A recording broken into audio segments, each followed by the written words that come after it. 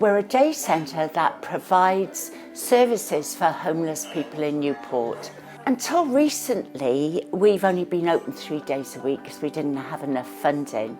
But thanks to Pobl, we can now open on the weekend, which is brilliant for the people in Newport because there's nowhere available for them to go on the weekend.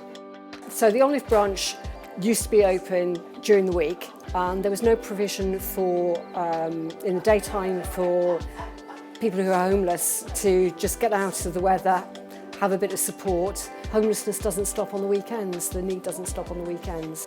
What's great is that when we actually looked at the application, it really hit home on the areas that we wanted to fund, which was homelessness, looking at food poverty, but also enabling people to progress and to be the best they can be. So just listening to some of the stories of some of the volunteers here and the new manager, just showing that how people have been enabled to take part, and they're absolutely buzzing with their stories.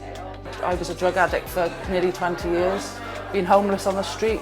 Up to 2.5 years ago I was on the street in a tent. So I've come a long way in that 3 years. So it was just a safe place to go, out of the rain, out of the cold. You know, just because you want, even with the night shelter, you chucked out at 8 o'clock in the morning, you wander in the streets till 7 o'clock at night, you know, and there's nowhere to go, no one wants you there.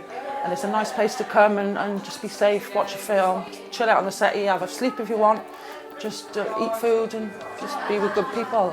A lot of the public don't know about drug addiction and things, and they just see it as dirty, and and it's just nice to have people that treat you like human beings again.